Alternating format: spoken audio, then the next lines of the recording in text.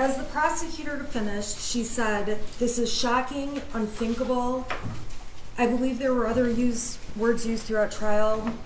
Unbelievable. Obviously, unbelievable, unthinkable, unfathomable. And the reason that's the case is because it was unforeseeable. No one expected this.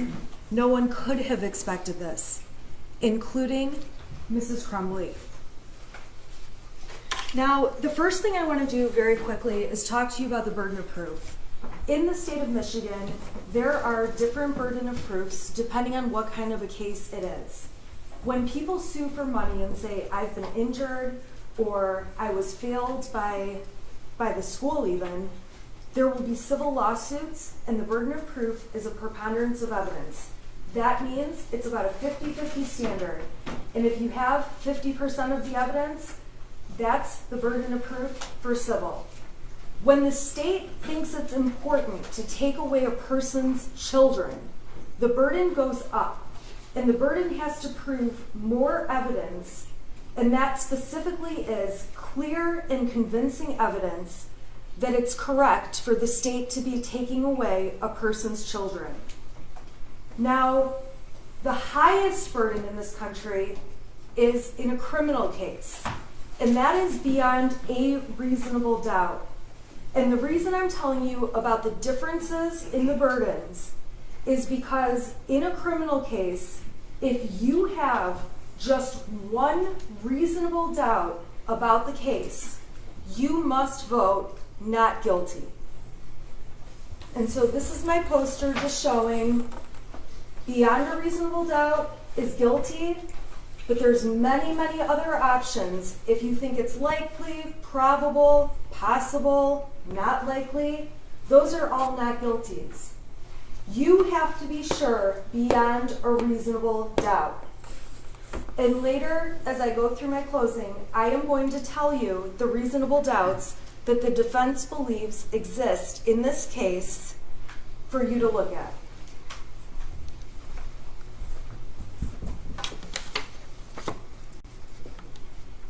The other thing I have to ask you to keep in mind is that in the jury instructions, and I think you've been told this throughout trial, the defense does not have to prove or do anything.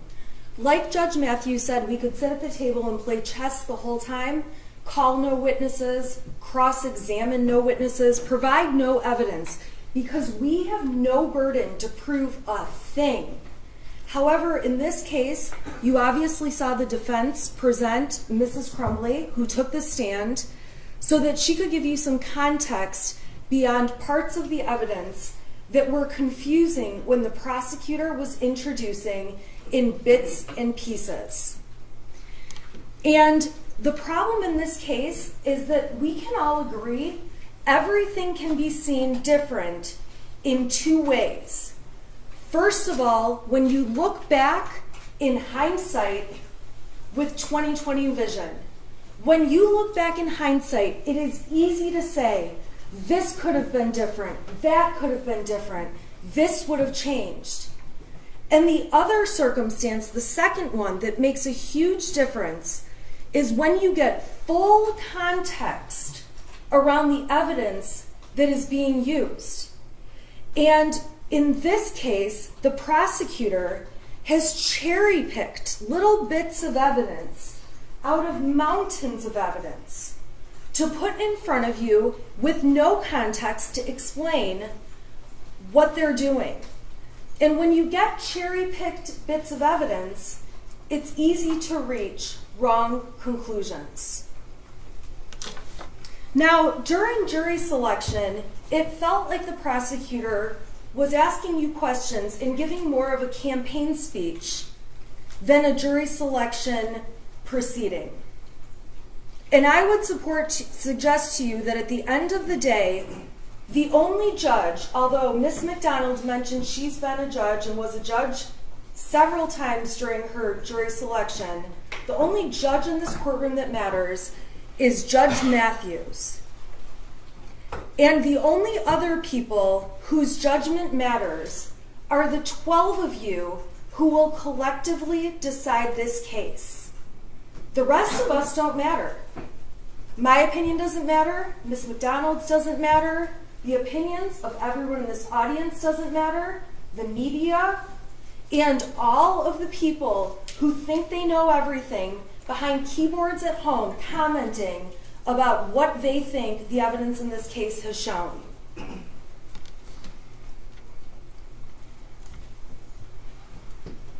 So during this case, it's obvious real life is messy and complicated. And during this trial, I will openly admit that I'm a lawyer who messes up. I get thrown off when I'm surprised by something. I feel like I get overwhelmed when information is coming at me quickly. I say I'm sorry a lot. Evidently, there's a TikTok channel of me saying I'm sorry through this whole trial. And all I'm saying is that I'm human. I am a human being, and so is Mrs. Crumbley. And that's what this case is about. She's not a perfect person or a perfect parent. I'm certainly not a perfect person or a perfect parent, and I'm certainly, beyond a reasonable doubt, bad with technology, which is why you're not going to see me touch that laptop.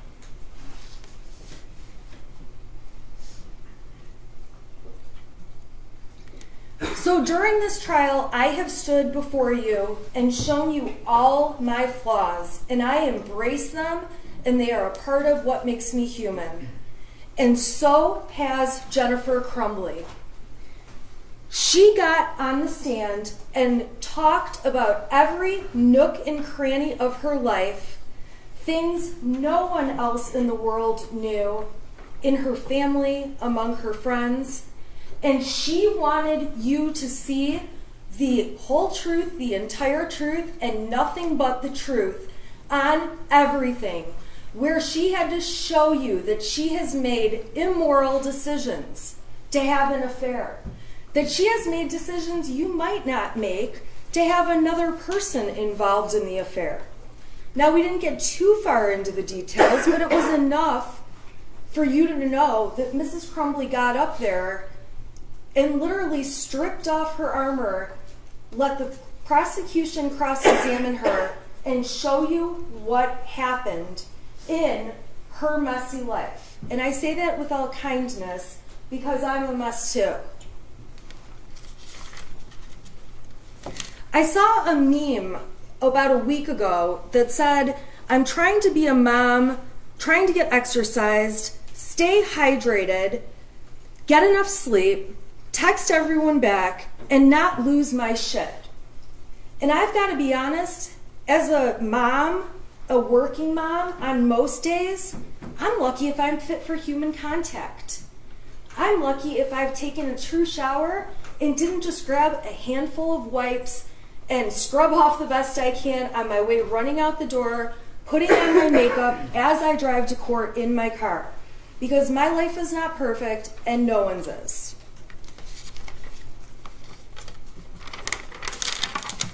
And during this trial, you may have concluded that you don't like me, that you hate me. That's fine. I am just asking that your opinions about me as a person, and if you're one of the people who plans to make a TikTok about me, that you won't hold those opinions against Jennifer Crumbley and will judge Jennifer Crumbley's case based on the evidence about her and her family. And if you hate her or don't like her or agree with things she's done, that's okay too. You don't have to like her. You are not expected to go hang out with her when this is all over.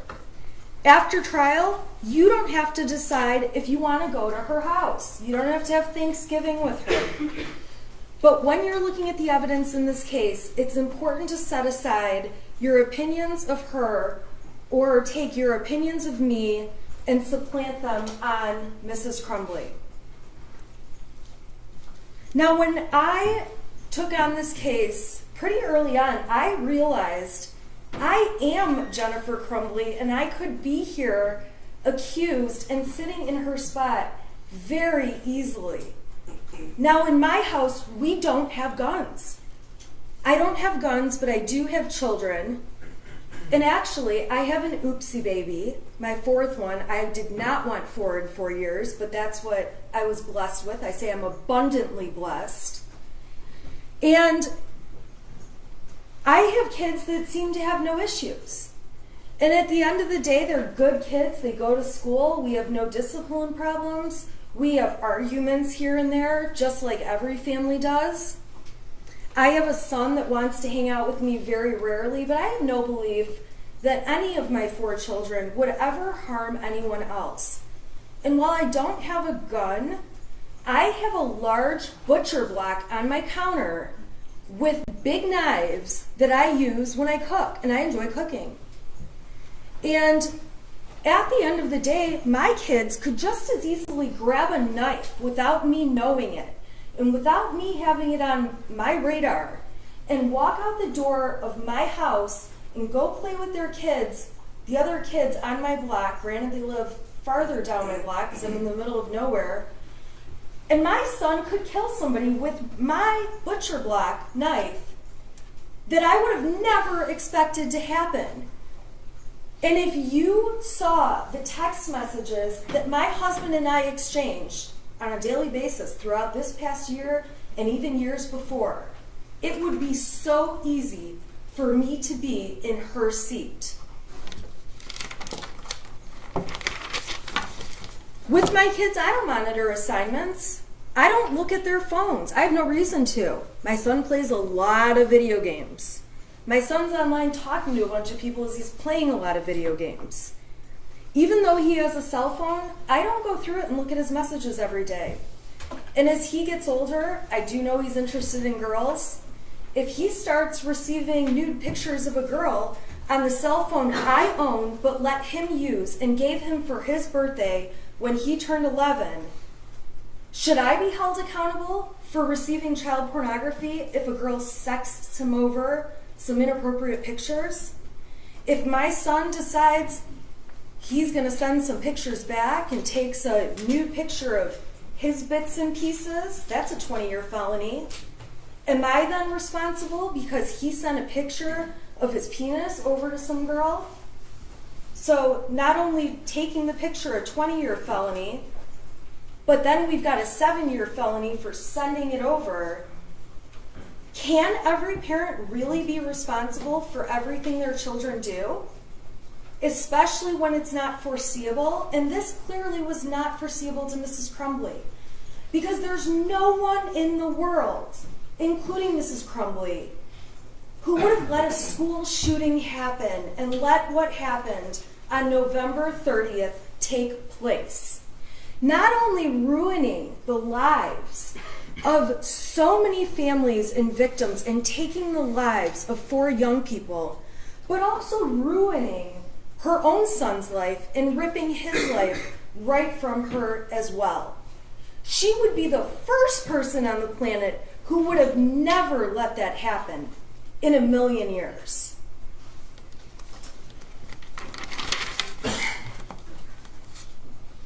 So this case is a very dangerous one for parents out there. It just is. And it is one of the first of its kind. Luckily, however, this is a case where the prosecution cannot meet its burden of proof. And thankfully, it's a case where truly Mrs. Crumbley does have a defense. And this isn't just one of those stretched cases where a parent is liable for what their child has done. Now, the judge is going to tell you that you have to, if you find reasonable doubt in this case, you must find the defendant not guilty. And the law says you must have a reasonable doubt, not 3 reasonable doubts, not 5 reasonable doubts, not 10. If you have a single reasonable doubt, you must vote not guilty for Mrs. Crumbley. And when it comes to reasonable doubt, each of you can have a separate reason to have doubt in this case. You don't have to agree on what the doubt is. And for that reason, what I am going to do is show you all of the doubts that the defense believes exist in this matter. Some of them may speak to one juror, some of them may speak to another, but at the end of the day, if you have just one, your vote in this case must be not guilty. So the first place the defense finds reasonable doubt is in the fact that the prosecution is so desperate to prosecute this case that they admitted a mountain of evidence that, quite frankly, was unnecessary. Now, they say to you they needed to show you, they needed to prove the manner of death. We stipulated that 4 people died. We stipulated that it was the most horrific set of facts you could ever imagine. We stipulated that what happened to Molly Darnell and Christy Gibson Marshall was horrible. But this prosecution, putting that evidence on, was designed to inflame you and make you emotional, strike your sympathy, and get you to hate Mrs. Crumbley, which, by the way, has been very effective for most of the media, most of the public, and for anyone who has seen information put out by this prosecutor in this case. A second reasonable doubt comes from the fact that we know, and the evidence in this case showed, context is key.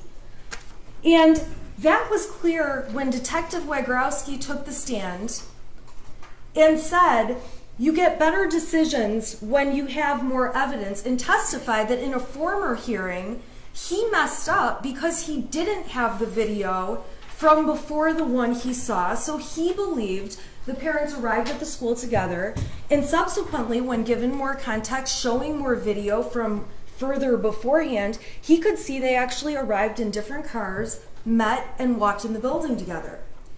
And at the end of the day, the more context you have, the more accurate you can be. When Brian Maloche testified, another example came about where the prosecution had him testify that Mrs. Crumbley said to delete his messages, clear your cache. And I'm so thankful that the rest of the world sent me emails that I don't know how to pronounce cache, because now I do. And when Brian ended up seeing the messages before clear your cache and after clear your cache, he realized, oh, she wasn't asking me to delete messages. She wanted me to refresh my web browser to see if the Facebook had actually deactivated. And so that was proof again that when you have more context, you're more accurate. And the problem the prosecutor has in this case is they have very little context for the very little evidence they've submitted. There's also no context around some of this little bits and pieces of useless evidence, like Jennifer Crumbley saying that her son was an oopsie baby. I call my son that, so what? Does that mean I hate my son? Does that mean I would be okay if he went and killed a bunch of people and or if he committed suicide? No! Calling your child an oopsie baby was designed to try to make her look bad with no context. Having Amanda Holland come in, a coworker who's not a friend to Jennifer Crumbley and has been interviewed by law enforcement to tell you her advice on she should go have a mother-son day with her teenager, so irrelevant when she's faced with raising toddlers every day. When I heard her advice, I thought, yeah, right. I have 3 teenagers. I almost have a 4th. And personally, not only would they rather do anything else than spend a day with me, I'd rather do anything else. And we do spend time together, but that's not their first priority when they get to pick what they're going to be doing.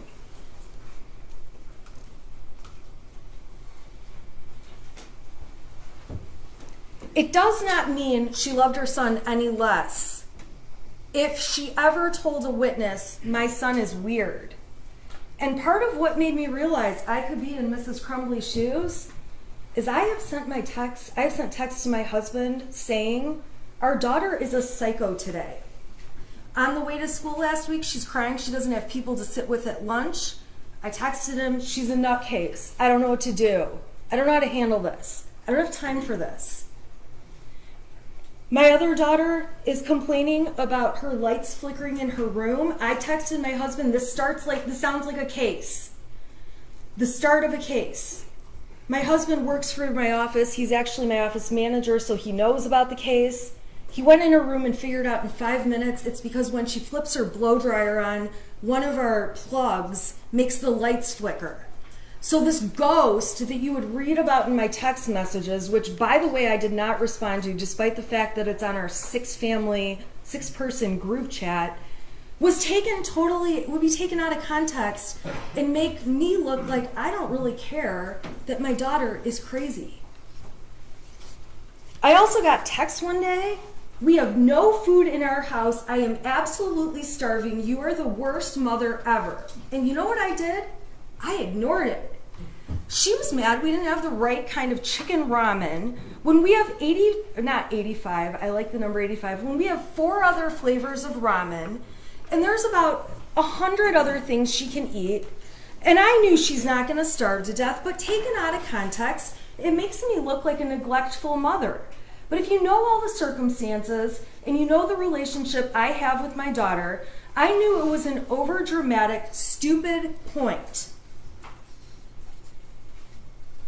So when you see messages from Mrs. Crumbley's son saying, will you at least call back? Those are so out of context. And when I'm driving home from court every day, I'm getting messages, will you at least call back? And I don't, because I know what they want is for me to run through the McDonald's drive-thru and bring everyone a Coke. I do stop and get myself a Coke, but I am not getting a round of drinks every day for everyone, and I've realized it's easier to not answer the phone. So you can find reasonable doubt from the context that the defense did actually provide.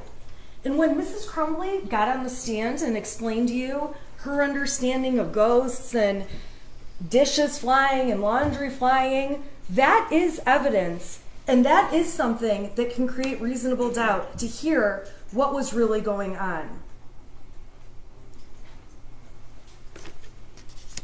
Even if you believe the prosecution's dates about what was going on, it's not strong evidence, it's very misleading, and I'm going to go through what it does show. There are 3 sets of dates involving Mrs. Crumbley, all from March of 2021. The first time is March 8th and 9th. They introduced exhibits, including text messages on the 8th, where Mrs. Crumbley starts off asking, is he home yet? Is he home yet? I don't want him to do anything stupid. I'm sure you all remember those.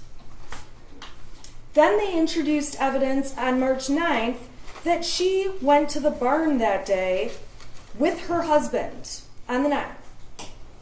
Then they introduced evidence, and I will give them credit, they put together quite a case, although it's really not important, that there was a picture of the horse taken at the barn that day, that the data supports there was a picture of the horse taken at the barn that day, and that there was GPS tracking information supporting that she was at the barn that day. Okay, fine. So on March 8th and 9th, there's concern that the shooter, Mrs. Crumbley's son, is making weird comments, and on the 9th, she goes to the barn and she takes some horse pictures.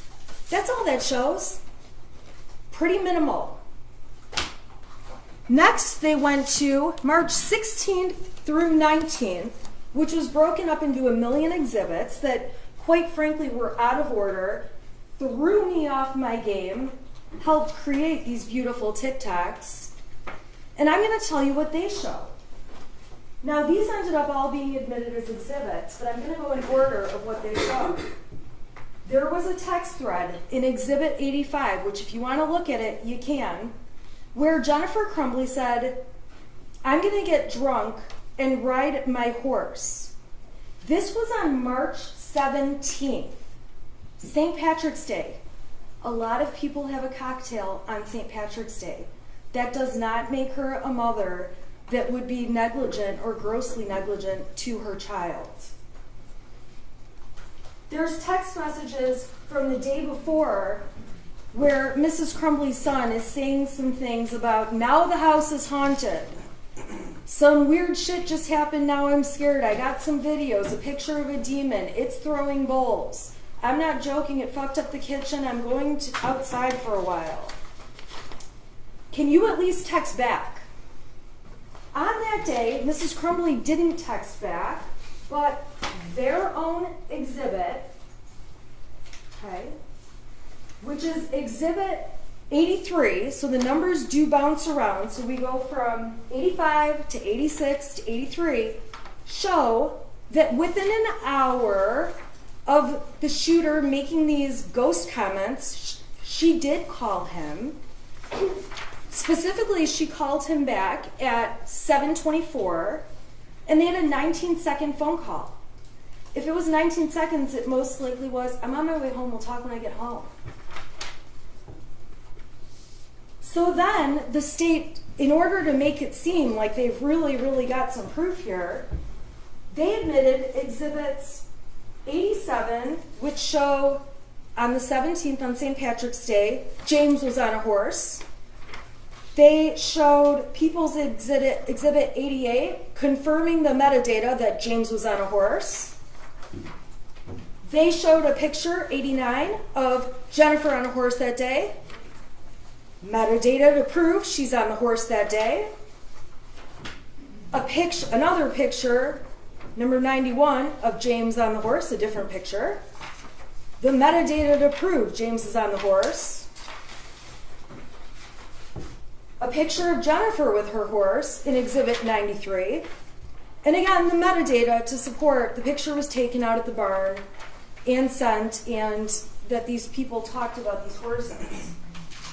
Okay, so fine. That's on the 17th of March. You're going to have access to all this evidence if you want to see it. Then they introduced exhibit number 86, which is where their son says the house is haunted. This is on the 17th. This is the day where he says, can you text back? This is the day where I already showed you the exhibit. She called him. She didn't text back, but she called him. And then they show a couple texts from a few days later on the 19th, where it's obvious from the messages the Crumbleys had had an argument with their son the night before.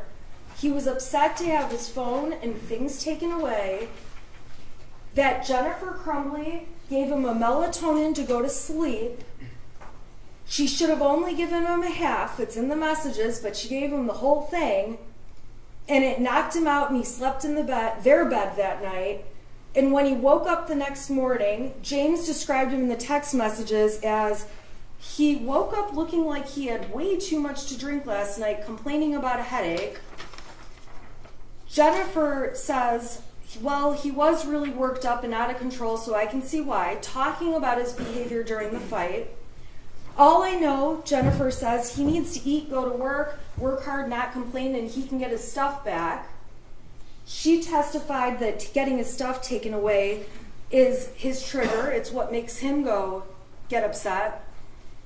She says, you respond and I didn't get it.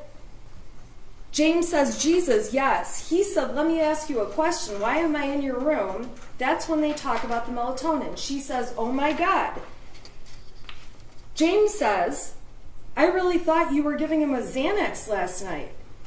Jennifer says, does he seem better? No, melatonin. James says, I know. So obviously he's joking.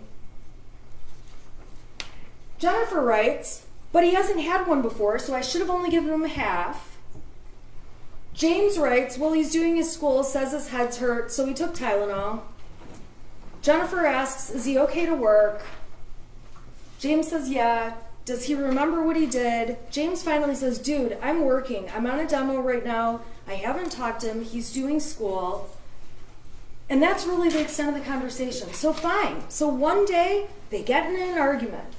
And I'll tell you what, those kind of arguments in a heartbeat could have me sitting in her chair.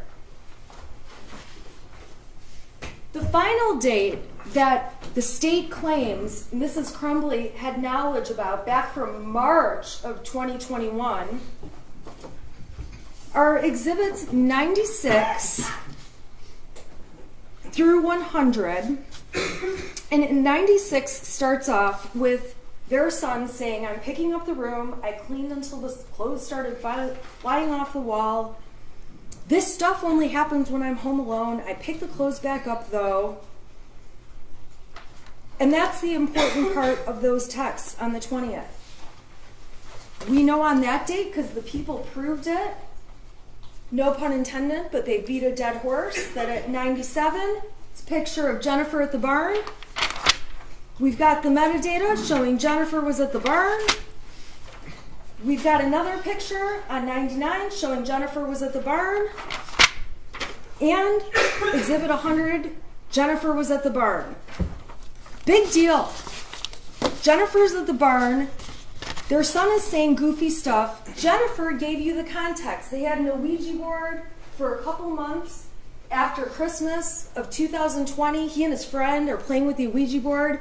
They ultimately lost interest. They stopped doing it. Jennifer admitted to you one day to mess with them. She turned the power off in the house, turned the circuit off to mess with them. She mentioned a time where James pretended he was getting electrocuted. She didn't know what to do. She's screaming, trying to kick him, see if he's electrocuted. Ethan is laughing, taking a video of the whole thing. This family played together. They had fun. They did what families do. The prosecution just had zero context because they had tunnel vision that she was doing something wrong and was grossly negligent, and they were hell-bent on convincing you that was the case.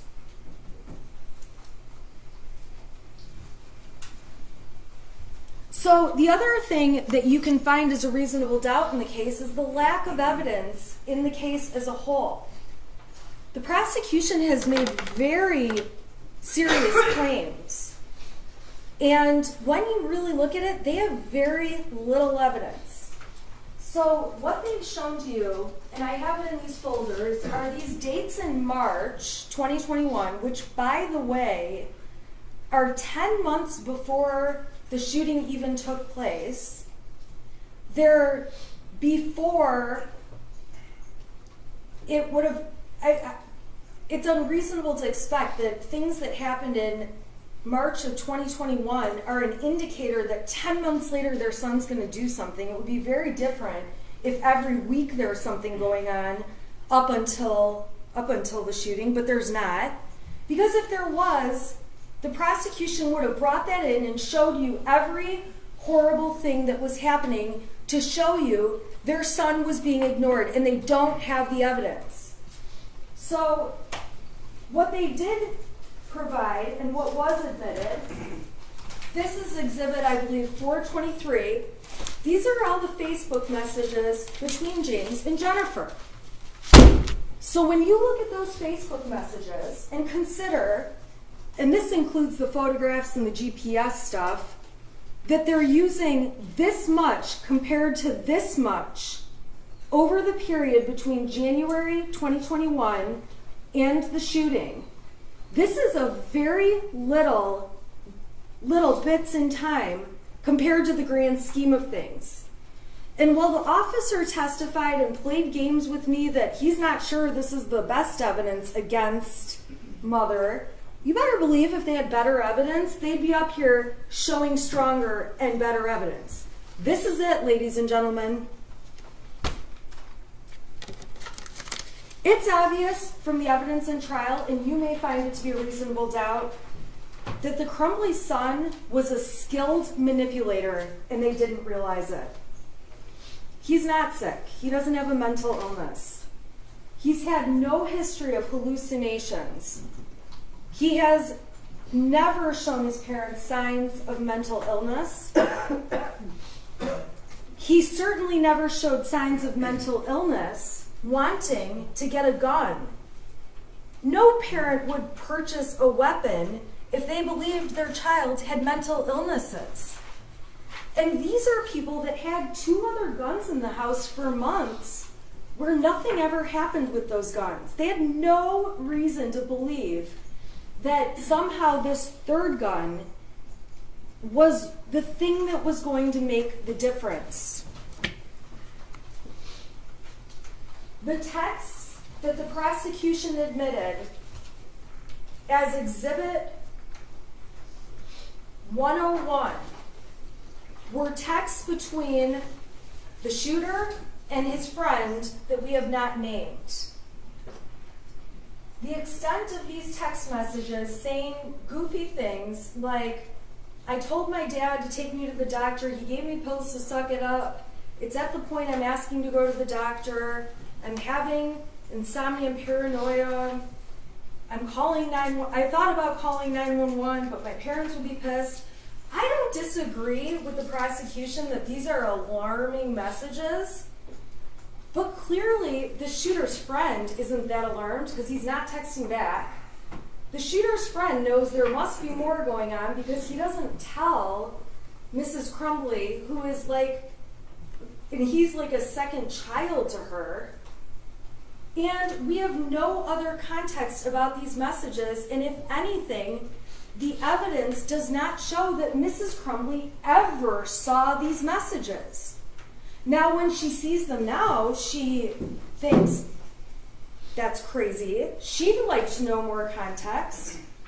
But you also have to know, and another reasonable doubt you may find in this case, is created when you compare these text messages that were sent that have alarming things between Ethan and his friend to all of the messages between them, which are over 20,000.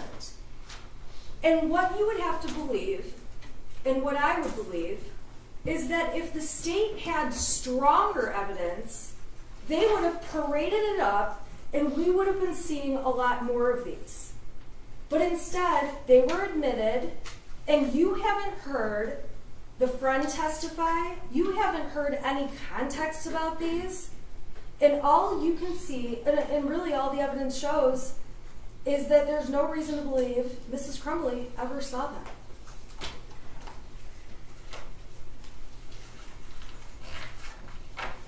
I don't want to have another Leaning Tower of Pisa situation, so I'll move this down. I'm watching. What's that? I've taken your advice. Now, the other evidence the state has shown are little bits and pieces from the shooter's journal that are quite alarming and disturbing. But again, Mrs. Crumbley says the information in there about my parents won't listen to me for help is not true. And there is no evidence to show she ever saw that 22-page handwritten document. She never saw the little bits of evidence that the prosecution admitted. To evaluate this case, you have to look at it from the perspective of what she knew. So the journal information and the small amount of text compared to all the text with his friend are things she didn't know about. There's also 2 times where the state says that they have proof that Mrs. Crumbley's son was showing signs of depression or being sad or lonely. All right, those come from April 29th, 2001. This is when Jennifer Crumbley emails the friend, his mother, and all she says is that her son has been acting kind of depressed. She doesn't know what's going on. She's trying to find out what's going on, but he won't really tell her much. She's trying to find out if there's an issue between the 2 boys she should be aware of. She's trying to get down to the bottom of it. If anything, she's doing what a good mom does to try to figure it out. But the worst of what she says is that he's stressed by school. I don't want to get this wrong. He's been acting kind of depressed. And she's happy to hear it's not an issue between them. Then they go on to make plans for their son. This was admitted as Exhibit 104. If you put my texts up there and showed every time I told my mom that one of my kids was acting depressed or weird, I guess my favorite word is moody these days, it would look like my kids were complete lunatics. I'm actually shocked Jennifer Crumbley doesn't have more texts about her son acting like a typical teenager.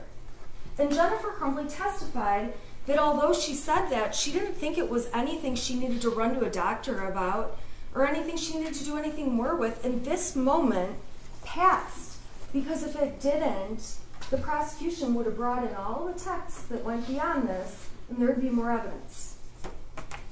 They also run in text with the same parent of the friend from Exhibit 105, the friend's mother, when Jennifer Crumbley reaches out to her saying she had no clue what they were going through with their son, and she felt really bad about it, and asked how they're all doing and that they're thinking about them, that family, a lot. And ultimately, the worst that Jennifer Crumbley says about her son is, I know my son misses him, and if you need anything at all, don't hesitate to ask. That's it. It doesn't go on with wild depressions or hallucinations or mental health issues. That's it. That's it. I'm actually shocked there's not more instances of depression or moodiness or my kid is acting weird. The fact that there's this little evidence is shocking to me. However, it's a lack of evidence on the state's part.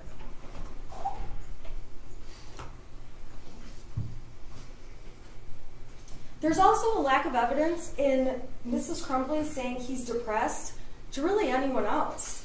Even after the shooting, when she's talking to her friend Kira, to other people, to Brian, all she keeps saying over and over is, I wish there had been signs. I wish there had been something. He's a normal kid. There's a complete lack of evidence of mental health concerns specifically. If you want to really spend some time digging into this, you can read all the messages between James and Jennifer Crumbley, all of them, and you will find that there are not texts that go on and on that their son was exhibiting anything close to a mental health concern. And again, my text would read worse because I say things like, I think my daughter's psychotic.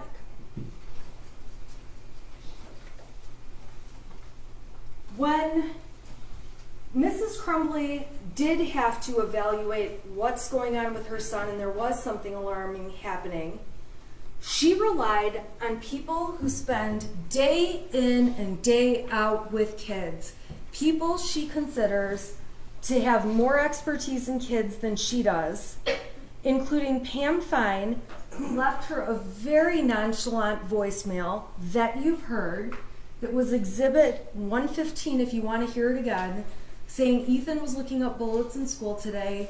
It's not illegal, it's not wrong, he's not in any trouble. It's just like how teachers can't look up hops for beer. You don't need to call me back.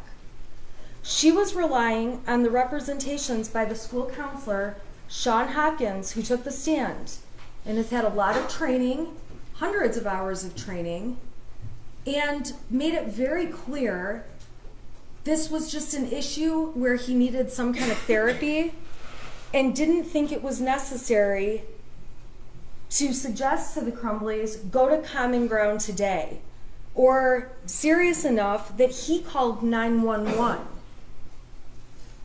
And she relied on the assistant dean, who also has an abundance of experience Mrs. Crumbley doesn't have.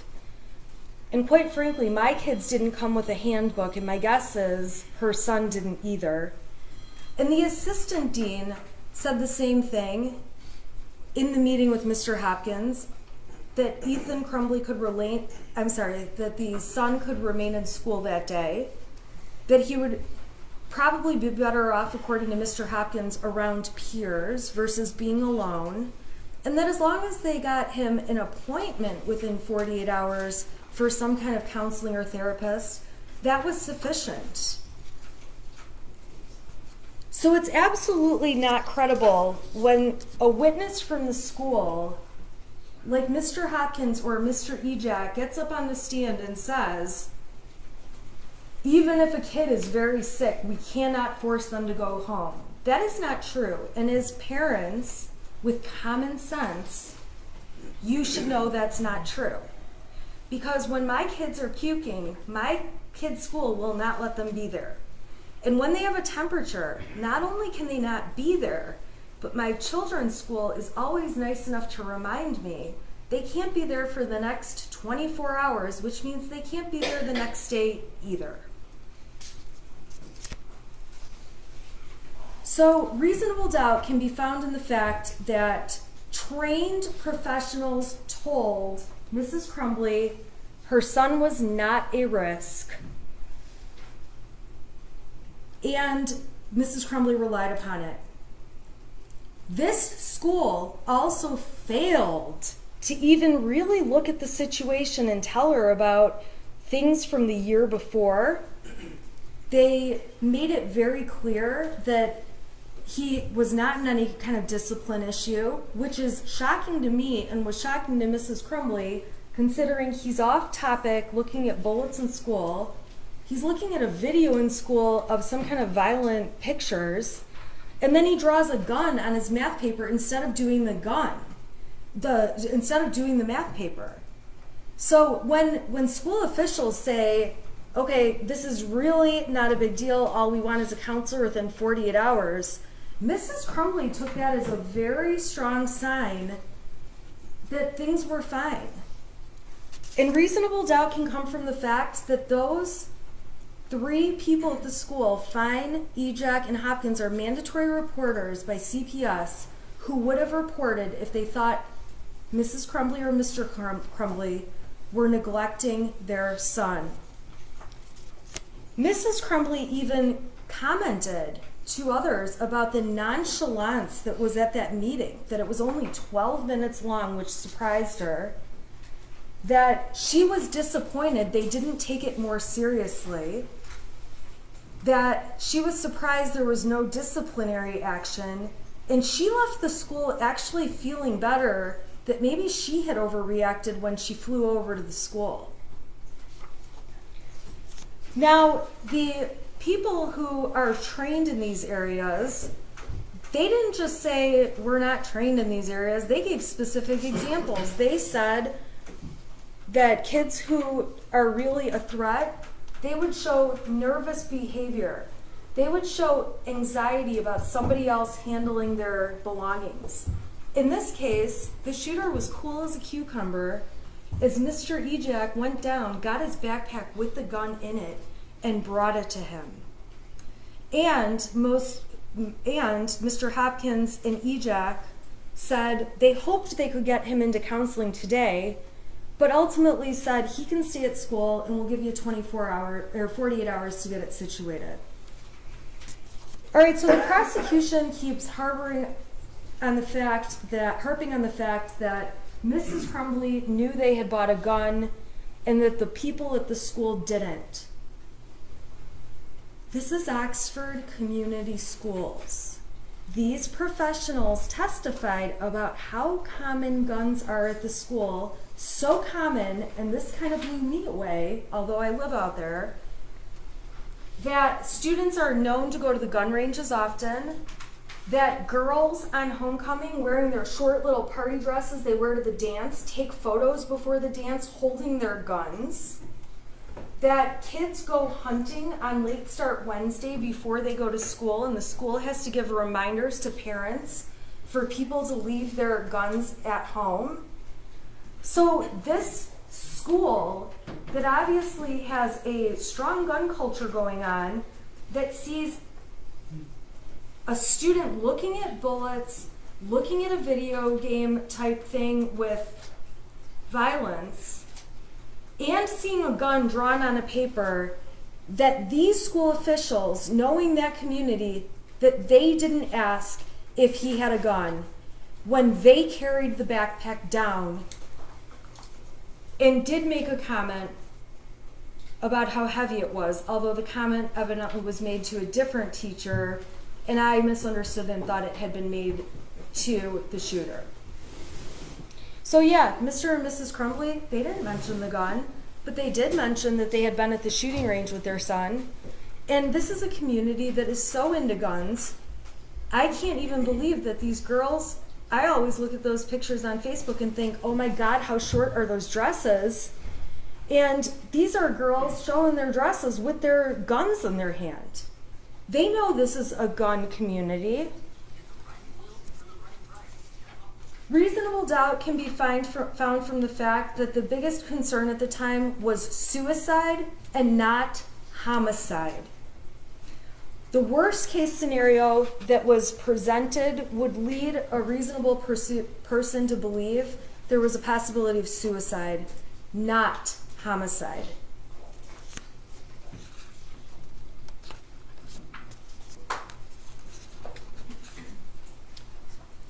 The prosecution seemed to also carry on about the amount of money and time that Mrs. Crumbley spent on horses. Just because she spends money and time on horses doesn't mean she doesn't love her son. And the fact that they have to stretch so much can create reasonable doubt. And if you actually look at the exhibits the defense submitted, you'll see that Mrs. Crumbley said she has to get a second job to pay for the braces, which are very expensive to put on her child's teeth. She paid for her son to be a part of a bowling team. She paid for him to do other sports. She cared about her son. Just because she cared about horses and bought medication from them and had a horse hobby, that's not any different than a dad who likes golf and buys new golf clubs and has a membership to a country club and spends time there and spends money at the bar there on days they go golfing. It's not any different. To try to suggest that it shows the priorities were on horses and not their son is just garbage. This is a son who had everything he needed and all kinds of opportunities in life. A son they take camping and on vacation to Cedar Point. Not only do they take him, they take a friend with them. These are parents that clearly love their child. They're sitting there playing board games with him, spending time doing that. That's all in the Facebook pictures that were admitted. Those are submitted to you as exhibits, and you can take a look at them if you want to. Brian's testimony in this case absolutely creates reasonable doubt. When Brian Meloche testified, there's no question he was inconsistent. And I would submit to you that there was no reason law enforcement needed to interview him for 2 hours, 1 hour, and then 3 hours. But over time, the police certainly caught on to the fact that the more you ask Brian the same question over and over and he realizes he's not giving the answer you like, he changes it. And while the prosecution tries to make it sound like, well, he didn't want his affair outed, from the very beginning, he told them he was having the affair with Mrs. Crumbley. That was not something that ever changed. It wasn't until the third interview when they started talking about his pension, talking about his job, that he felt pressure. He agreed with the word pressure, and he agreed with the word veiled threats, although he did take it back later, that the police wanted him to say something bad about Mrs. Crumbley. And I would submit to you that they probably did that to all of the witnesses in the case. But Brian Meloche was the one who admitted to it.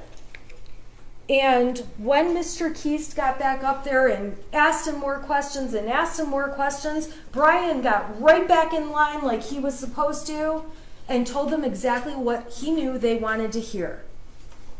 Brian is a terrible witness. He said he had memory problems. And quite frankly, when he's testifying that he knows that the gun was in the car that day of the shooting, we all know no one thinks that's true. Mrs. Crumbley testified and explained the day the gun was in the car. Brian's just wrong. And when Brian testified that Brady was gone and he believed Brady died or committed suicide, I would submit to the jury that Brian is just an idiot and has no clue. And that the truth is, he didn't know the details about where the shooter's friend went. He just knew he went away. Wherever he got that suicide idea from, who knows? The prosecution didn't show any texts or anything to support that. But it's clear that Brian Maloche has been put on a mission, which is, you're coming into court, you've got some things hanging over your head, and we want you to take a position against Mrs. Crumbley. And I would submit to you that if you read the 77-page exhibit that I got yesterday and went through in painstaking detail with you, you can see that Brian Maloche did not think of Mrs. Crumbley that way when he knew her and when he dealt with her. And he testified the only places he got new information about her that made him think differently about his answers were from law enforcement and were from the media. The media that we have talked about in this case repeatedly as being inaccurate. Brian admitted that when the prosecution asked him, and we've already talked about this, to delete his messages, when I went through the part about clear the cache, Jennifer telling him clear the cache, showed him the stuff before and after, he realized it was just to refresh the page to see if Facebook had deactivated. So giving him little bits of information is particularly dangerous because he's not the sharpest. And that's what the prosecution did. They used him to their advantage to try to make it sound like they have this case and all these horrible statements against Mrs. Crumbley. And by the way, when they presented evidence that Mrs. Crumbley is deleting texts and keep making it sound like she selects different texts here and there, it actually sounds like Mrs. Crumbley deletes all her texts, as she testified, that when people start flooding her with text, she deletes entire threads at a time. Who knows what she's deleting? We saw her on her phone flipping through them super fast. And the texts ultimately that she deleted, the prosecution did point out two of them in their closing. They pointed out the texts about "we're fucked" and "we're on the run again," but they didn't mention that she deleted two texts that are actually very exculpatory and helpful to her. Why would she delete some of the most helpful and exculpatory things she said? Those two texts are on page 42 and 44 if you want to see them in the 77-page exhibit. And those two texts confirm, she calls it the string lock was on the gun. She means the cable lock, but she doesn't know enough about guns to say cable lock. The string lock was on the gun. And the other deleted text that the prosecution didn't mention was when she said that the weapon had been locked, the ammunition had been stored separately, and that everything was not loaded. There's no reason she would delete two messages that are that helpful to her. She's just a person who deletes all of her messages, as she testified to. You can find reasonable doubt that Mrs. Crumbley's state of mind is very obvious in statements she made after the shooting. Right away, she's talking about how she had no signs to believe anything would happen. At the substation interview, it's on recording, we watched it. She tells the interviewer, "I had no signs, there were no signs." Then, when they have her in the car, the squad car, and she's in the back, she says to them again, "I had no signs." In her text message with Kira, which was admitted, she says there were no signs. Kira says there probably were, you just missed them. With Brian Maloche, Mrs. Crumbley says again, there were no signs. I would submit to you, this is not some master plan where Mrs. Crumbley decides she's going to suddenly say there's no signs. First of all, there's no evidence of signs Mrs. Crumbley knew about. And second, all of her immediate fast statements in a time of stress, right after she's had guns held to her face, walking out the front door of her house, she's saying there were no signs. You might find, and I know the prosecution takes issue with this one, that Mrs. Crumbley was actually, in fact, a hypervigilant mother. She's the kind of mother who is going to the friend's mom to chase down why he's having a moody and kind of depressed day. She's on Power Schools on the app multiple times a day checking for missing assignments.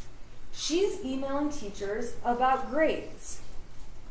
Christy Gibson Marshall, the assistant principal, who did do one of the bravest things I've ever seen, she testified she saw the shooter's face and couldn't believe it was him. And the reason she couldn't believe it was him is because it was so unforeseeable. Mrs. Crumbley's hypervigilance also comes when you look at how she takes him for medical appointments. They're at the urgent care because some little mole on his back changed colors when she's applying sunscreen. I think of myself as a hypervigilant mother, and I've never noticed any moles on my kid's back, and I must need to go home and look. Because when I look at the actions of Mrs. Crumbley, she actually pays far more attention to that kind of thing and other things than I do. I could easily be sitting in her chair. When her son's experiencing headaches and medical issues, she's at the doctor or doing virtual visits. There's no reason to believe that's not true. With the headaches, they go through a whole process. She gets a whole x-ray done of his head. She takes him to the eye doctor to see if that's causing the issue. Ultimately, she pays and puts braces on his teeth. Then, he's a bad brusher, so she's going to the extent of getting the braces off his teeth so he can get the cavities fixed, 13 cavities. I would go crazy on my kid, and she's just doing each thing she needs to do as a hypervigilant mother. And yes, a hypervigilant mother can have a drink once in a while. I'm a hypervigilant mother, and I not only have a drink once in a while, but sometimes I've been known to have 2 or 3 or maybe a bottle. Reasonable doubt can be found from the fact that Jennifer Crumbley did her best as a mother. While going to the shooting range is not her thing, she's trying to find a way to bond with her son, who has just had his best friend move away. She took him camping, took him on trips, brought the second son along like I've already talked about. She let him have pets. He has the cutest little kitten you've ever seen in these Facebook pictures. Board game nights with him. She's not neglecting him in any way. And if anything, she's going to the gun range for him, not because she enjoys it. You can tell how much she loves it when she gets up there, shoots a couple shots, and then just stands there letting him enjoy the activity he likes. And I do the same thing for my kid. He likes to go to skate parks. I would rather do anything but go to the skate park. But I sit there and watch and say, oh, that was amazing. And all I hear is, Mom, watch this, Mom, watch this, Mom, watch this. And I would rather do anything else. But Mrs. Crumbley on that day is trying her best to bond with her child and have a relationship. Showing the pictures of the messy house was just not necessary. And the prosecution explained to you they weren't trying to prove she had a messy house, but much of it was just so unnecessary that I would suggest they are trying to make her look bad. They do kind of make her look a little bit like a hoarder. But if you saw pictures of my house right now, like a snapshot in time, you'd be just as horrified. I've been so busy getting ready for this trial, ready for all the fun we've had in the court and through these last few weeks. I still have my Christmas trees up. I was complaining to my husband the other day, oh my God, we still have our Christmas trees up. This is embarrassing. And he said, hey Shannon, we still have ceramic pumpkins up. And I realized, oh yeah, all of our fall decorations are out too. And right now, I have piles of laundry all over. My kids over Christmas break put together stacks of stuff I need to take to the Salvation Army. I have donations of my own that need to go. My house right now, if they did a search warrant today, would look just as bad as Mrs. Crumbley's, and it says nothing about me parenting my child. If anything, when I come home from work, I make a deliberate decision. All right, listen, I can run around this house for 3 hours and try to get as much as I can done. Or I can sit on my couch and watch old episodes of the Kardashians with my daughter. And I believe my time is better spent hanging out with her watching trashy TV than cleaning up my house because I get a chance to spend time with her. And Mrs. Crumbley was the same kind of mom. She was waiting until the holidays to have more time. She said she was going to clean her son's room. I would be screaming that I would make my son clean his room, but regardless, the project coming up was going to be to get those rooms in order. But at that point in the year when the holidays are coming up and you're getting ready for all of it and going through Thanksgiving, it does get to a point where you do have boxes piling up and you're just trying to get through those last days of school to get to Christmas break. There's reasonable doubt when you look at what Mrs. Crumbley thought after the meeting with Mr. Hopkins and Mr. Ejak. The state of mind she was in and her thoughts and what she was thinking come in through her statements. She thought everything was way less of a big deal when she left that meeting. She thought leaving him in school with his friends was the better decision based on Hopkins saying peer support is a good thing. She thought making him an appointment was sufficient, an appointment within 48 hours was sufficient. That doesn't even mean the appointment was going to be within 48 hours. Reasonable doubt can be seen in the video when Mrs. Crumbley first sees her son at the substation. Her reaction to seeing him in this complete state of disbelief as to what's going on is to look at him and say, why? Why? She doesn't look at him and say, I knew you were going to do this. She doesn't look at him and say, see, I knew we shouldn't have bought that gun. She says, why? Why? And when he says, take care of Dexter, she cannot believe that's her son and goes back into the other room with her husband and says, what the fuck? He didn't even care. And while the prosecution asked questions about, well, she's not sobbing, and we hear sobbing, and that's clearly James. James is sobbing. When you look at the video, if you decide you need to see it, Mrs. Crumbley is dabbing her eyes and wiping her eyes. And fine, she's not the crier some other people are.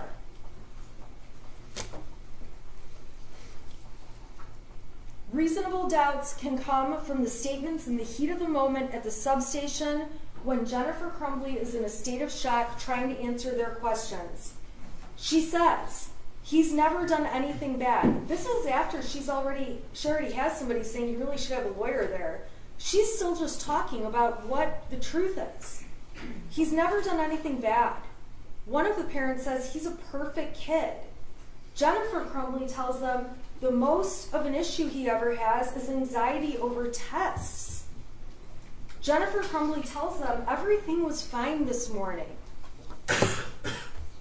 In the statements Jennifer Crumbley made when she was in the car and doesn't even know yet if there has been fatalities, she says he's never done anything.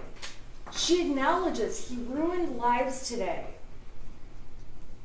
She says, it's the first time I've ever seen him do anything. She says, he's a good kid. He's never angry. He's mellow.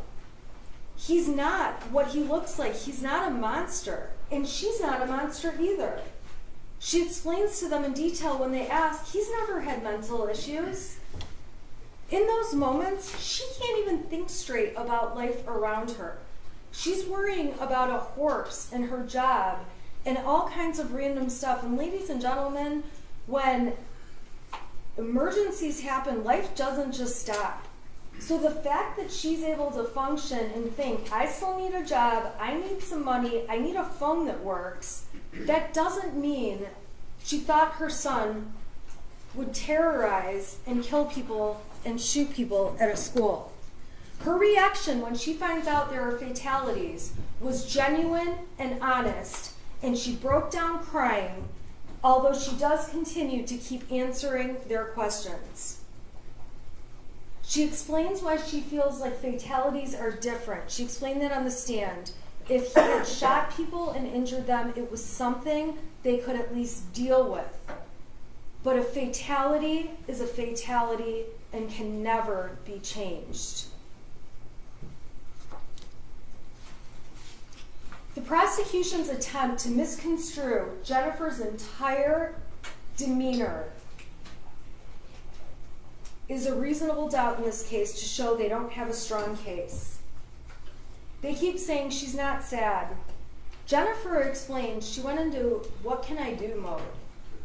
She did show sadness if you read the texts between her and Mr. Milosh. She showed sadness in the way that she shows sadness. And for these officers to get up on the stand and say she didn't behave like the mother of a school shooter should behave is nonsense. None of them have ever dealt with the mother of a teenager who has just killed people and shot many others. There isn't a right way in any handbook to say how you should or should not behave. Trying to make her look selfish and callous goes right with that same thing. How she reacts is how she reacts. You see it on the screen. It's really hard to pass judgment, although these police officers did, on how a person should react when for the first time in their lives they walk out of their house and are surrounded with guns in their face. Or how a person would react to be woken up in the middle of the night on a mattress with police around them and above them with guns in her face. So not only has anyone not been in the shoes of a school shooter and dealing with the kind of emotions that would come with that, they also don't know, and there isn't a standard reaction for how you behave when you're surrounded with guns in your face. Jennifer's own statement provides reasonable doubt that she didn't think he would hurt other people. She typed to him, "Ethan, don't do it." She didn't say, "Don't shoot people." She didn't say, "Don't hurt anyone." She thought the only thing on her radar that could be possible at that point, knowing there's an open shooter and he has a weapon, was that he would kill himself. Reasonable doubt can be found in Jennifer's testimony. Jennifer's testimony is evidence, and at the end of the day, whether you believe, like, hate, however you feel about her testimony, the defense didn't have to prove anything. You still have to evaluate the prosecution's case for what it was. However, Jennifer Crumbley did take the stand, and that was not easy for her, to give you additional context about what was going on in the shreds of evidence the prosecution cherry-picked and put before you. The only person who's actually been consistent in this case, and you can find reasonable doubt from this, is Jennifer. She's consistent in what she says to police, what she says to her husband about things, and what she says to other witnesses who testified. You can find reasonable doubt in the fact that the police officers are very, very biased in this case. There is no doubt this is one of the most awful situations any one of them have ever been involved in. But it's also very clear they have a narrative that Jennifer Crumbley is responsible, and when they came in here and took that witness stand, they were going to mess with me on questions that were so stupid. Like this ATF agent telling me he doesn't know if teenagers could lie. Everyone in the room knows a teenager could lie. That was a lowball. Just answer the question. When you have an ATF agent that can't even get on the stand and answer a question that's common sense, that should speak volumes. That there's a narrative they've been directed to get out, and they have an agenda. And that agenda, ladies and gentlemen, is not positive for Jennifer Crumbley. Making this big deal about money and cash that Mrs. Crumbley took out is another reasonable doubt in this case. Mrs. Crumbley explained her dad had accounts frozen. She didn't want her accounts to be frozen. Her dad put money in that day so she could take it out. Getting money out of the account that had her son's name on it wasn't done in any way to steal money from her son or show she doesn't care about him. She's the one that contributes every week from her paycheck into that account. And at the end of the day, she wants cash because everyone in the world absolutely hates her. She can't walk in places and hand them a credit card. Hey, Jennifer Crumbley's on that credit card. The only option she had was cash. She can't go in and start showing identification and things to get hotel rooms, and the more cash she can use, the better. The less she has to risk that people are going to figure out who she is. And remember, the world was essentially showing its colors against her as she was receiving threatening messages in the days that followed that shooting. On Facebook, from other people, in her emails, in her Instagram, everywhere. They're so threatening, her employer is making her shut down accounts. Her friends, people that have been her people for years, don't want anything to do with her and don't want to be by her because she's that dangerous at that point in time. So for her to want to have cash makes absolute perfect sense. That's not a sign she's trying to flee. And also, if you're trying to flee, you don't go around local Oakland County and areas surrounding it and carry around a syringe of horse medicine. If you're going to flee, you abort mission on the horses. At that point, you're fleeing. It's very obvious Jennifer Crumbley, her intent was not to flee. Her intent is to stay safe. Her intent is to avoid threats. Her intent is to get this horse medicine to this horse, which obviously can't happen if she flees. It's clear when she's at the art studio that she's not hidden very well. She's outside smoking, her husband's outside smoking. We saw the evidence of the cigarette butts in the snow. There's commercial buildings around and businesses within that studio. She's walking around taking a tour of the studio with her friend who owns it, and there's cameras all over the building. Obviously, she's not trying to hide if she's going into a building where you can see security cameras right on the outside that would document everything that's happening that we ultimately got to see in this trial. It's clear she's trying to stay the night in Detroit on November 3rd and didn't know where to go. It's clear from the video she's dead asleep at 1 o'clock in the morning when they're ultimately found and woken up to guns in their face. She testified she took 4 Xanax, and so did her husband. We also saw evidence there was a liquor bottle in the garbage, and presumably she had a drink. After 4 days of no sleep and not really eating, one can only imagine how hard 4 Xanax and a cocktail might hit you. So they make this big deal that there's text messages after 11 o'clock saying we might have been found. Well, earlier in those text messages that were admitted by the prosecution as Exhibit 430, the first text says, Marielle, this is Jennifer's phone. And Marielle was the other attorney at the time. Marielle, this is Jennifer's phone. James and Jennifer are using Jennifer's phone now. Next message. The other phone broke. And then there's a message to the Crumbleys, when you can, we'd like for you to call us.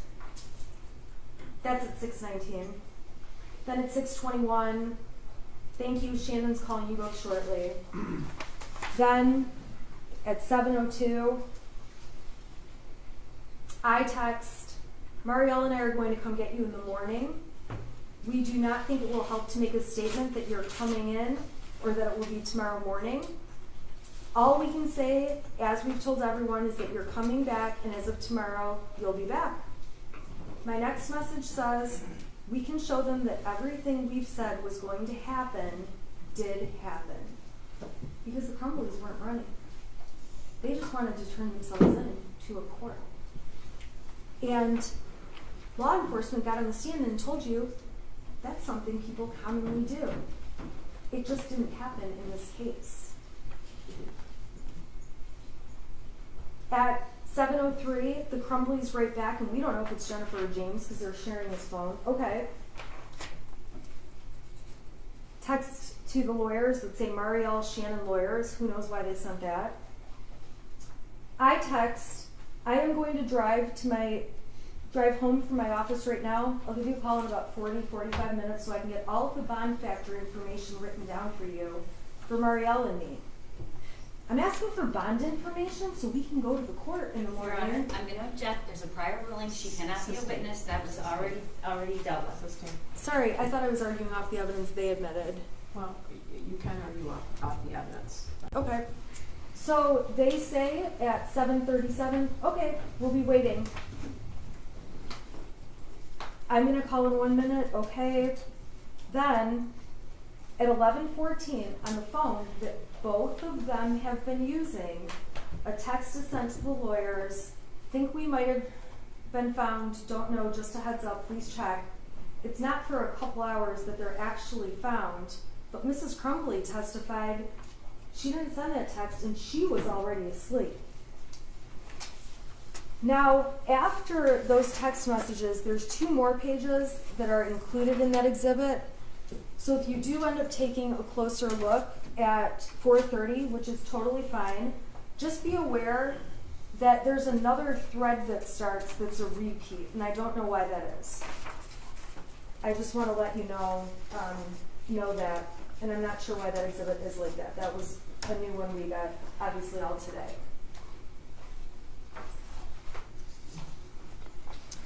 In the days after Mrs. Crumbley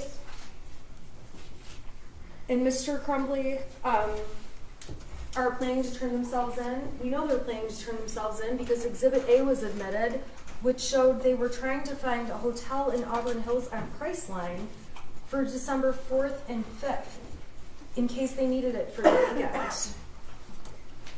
There's no doubts, and I don't need to go on and on about this, they were getting threats. That was so clear at trial. They were afraid to go turn themselves into a police station. A police station where if they went, there would likely be other inmates or bad people there, and their faces would be up on a TV because it was all over the state at that point. They were terrified. They wanted to go in through a lawyer.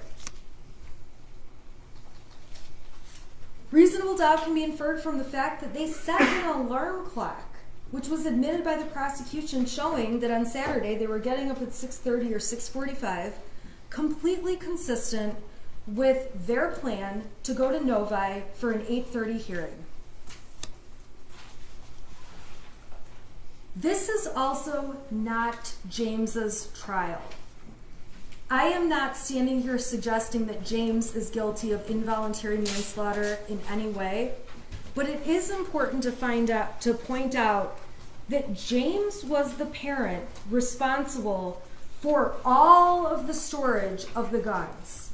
Jennifer Crumbley barely knew a thing about them. She didn't object to them being in the house. She didn't object to buying the gun that James and Ethan were interested in. She didn't object to calling it Ethan's Christmas gift. She was not responsible at all for the storage of the weapon. It is misleading to suggest by the prosecution that that Sig Sauer case was open on the bed and that it sat open like that all day with the ammunition box next to it.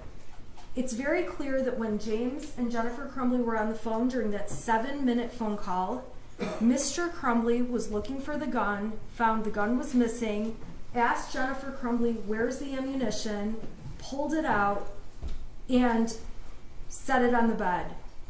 It's not like that gun box, that case, was just sitting out there open at all times. When law enforcement did get there, find it on the bed, even they moved it around to the kitchen counter and other places. While this is not James's case, it is fair that Jennifer Crumbley would expect that he would have more flexibility in going to handle an issue at the school. That is not unreasonable and does not make her a bad mom. He's out in the Oxford, Lake Orion, Rochester area door dashing. She's the one with the professional career supporting the family and paying all their bills and trying to keep her job, which they may need to add the family on for insurance in this open enrollment period. She shouldn't be diminished as a mother because she was going to let father go to the school and handle whatever issue there was. Now, ultimately, they went together. But he's a DoorDash driver. She's trying to pay the bills. She's the breadwinner. At that time, he's in between jobs. She shouldn't be dinged for that. It's misleading for the prosecution to suggest there's been evidence in this case. She keeps guns in the car. She didn't say she keeps guns in the car. When she was interviewed, and if you really want to watch the interview, you can, Jennifer told law enforcement there was one time that gun was in the back of her car. That one time was when James put it in the back of the car, and she drove the car to the range. Her son and her had a experience at the range, and she drove the car back home, left the car locked with the gun in it, so that when her husband got home, he could put it away. It is not true that she was driving around keeping guns in the car. That is not what she said to police. As far as Mrs. Crumbley knew, there was a cable lock on the gun at all times. She called it a string lock. She testified that the key was kept in a separate place in one of the many beer steins they had. She testified that she did know where the ammunition was. She hid it in her drawer of jeans. And she testified that things were locked and hidden separately, and that Mr. Crumbley was responsible for hiding the weapon. If you are upset with how the weapon was hidden, that's not your issue to decide. That's a future jury that will look at the case of James Crumbley. You're here to look at the case of Jennifer Crumbley and consider what she knew. She is not the person responsible for storing this weapon. I'm not trying to suggest she didn't know it was in the house, but she is not the person putting the cable lock on and off or doing anything with the gun. We saw her gun abilities when she went to the range and had to have her son show her everything about it. It's a gross overstatement to keep saying that the gun was his gift. It's very clear it was something bought for him to use at the shooting range, something that may one day ultimately be truly just his. But it's just like any of us giving our kids a laptop to use, a cell phone to use, a car to use, a jet ski. I have a friend that has kids, they have snowmobiles. Nothing different. It doesn't really mean the kids just have free access to all of that stuff. It comes with conditions, rules, and parameters. Unfortunately, this is a case where the prosecution made a charging decision way too fast. It was motivated by obvious reasons for political gain and media attention. And we know that because on 11/1, when the shooter was arraigned, the shooter was on Zoom, and so were the parents, and the media was aware. And when Mr. and Mrs. Crumbley were charged, and there was a swear-to at the court, the media was all there, but guess who wasn't? Mr. or Mrs. Crumbley. Mrs. Crumbley testified she didn't even know there was going to be an arraignment, but the media knew. And then the prosecution came out with a big press conference, announcing it. I would submit that the plan was never to let the Crumbleys turn themselves in, but to turn them into a big charade of looking like they're trying to flee when they absolutely weren't. The prosecution and law enforcement have approached this case with tunnel vision from day one. Brian Maloche called it a witch hunt. I would submit to you it was. And once they charged these parents and the ATF, Sheriff's Department, Border Patrol, Secret Service, all U.S. Marshals, not Secret Service, when all these agencies have gathered around and hundreds of people are looking for the Crumbleys, it's really hard to say, we made a charging decision a little too fast. And in this case, you heard evidence that much of the evidence in the case didn't roll in until after the parents were charged, arrested, and in jail.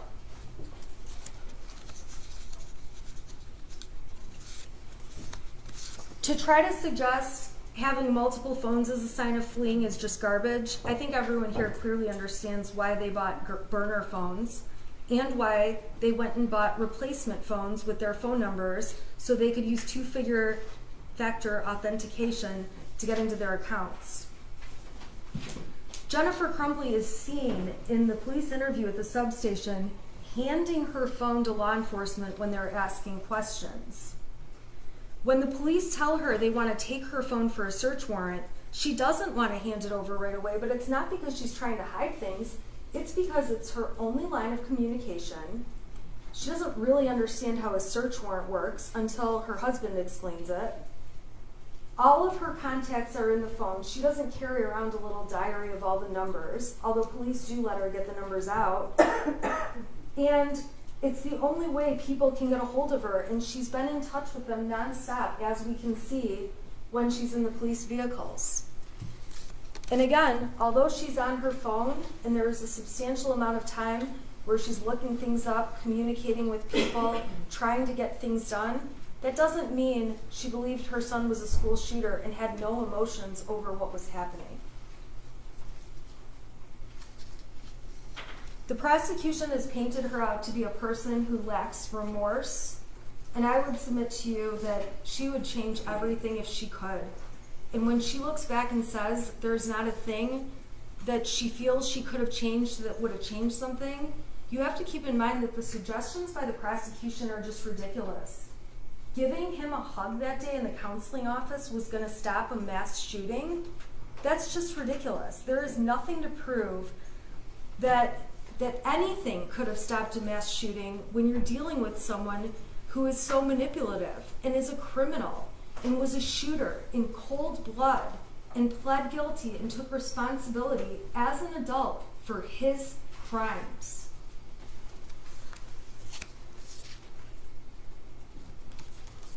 Finally, my last reasonable doubt card is blank, because I've tried my hardest to come up with all the reasonable doubts the defense sees in this case. And like I said, each of you need only one to vote Mrs. Crumbley not guilty. But a lot of times jurors think of a reasonable doubt I miss because there's so much evidence. And we've already established, and I've admitted I'm not a perfect person and not a perfect lawyer, so I put a blank card before you so that if you have a doubt I've missed, you know you're not limited to what I've suggested or the defense has suggested.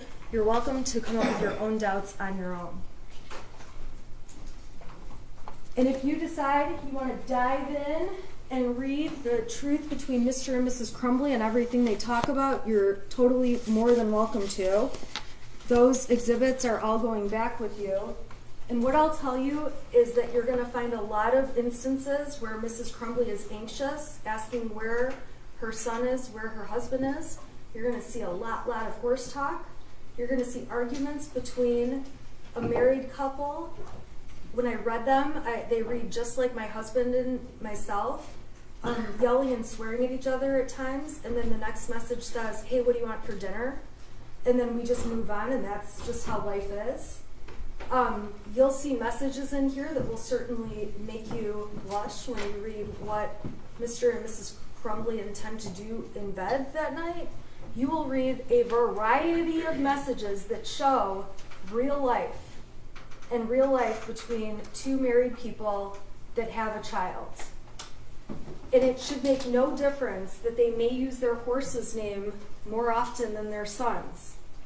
And I'd also submit that every time you see them talk about when is he going to be home and what are we going to eat for dinner, even if they don't use the words spelled E-T-H-A-N, that's who they're talking about, because there are only 3 of them in that house.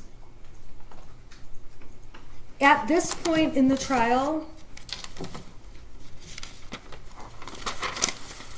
I am asking that you find Jennifer Crumbley not guilty, not just for Jennifer Crumbley, but for every mother who's out there doing the best they can, who could easily be in her shoes, for every parent doing the best they can, who could easily be in their shoes, for every parent that has snippets of text messages that could be read and make them look like horrible monsters, for every parent that has fights with their kid on text message that also could make them look like terrible parents, for every parent that's ever had a hobby and has not spent 24/7 with their child. That should not be held against parents. For any parent that's ever had an affair or spent time communicating on an affair, that says nothing about how much you care about your child or your expectation of whether or not they would commit a school shooting. Most people who have affairs would still not expect their child would do this. I do wish more than anything this case could bring justice to the victims of the shooting, the victims of the terrorism that took place that day, and the victims of their families. I wish more than anything it really could be a result that would be a Band-Aid to make everyone feel better, but it can't be. First of all, it brings back nothing for the people who have lost. It certainly doesn't bring back any lives. And if anything, this is not justice. This is not how justice works. This case does nothing for the people who have already lost everything. Many of the people sitting in this courtroom. And it does nothing to bring back the tragedy and the tragedy that unfolded on November 30th.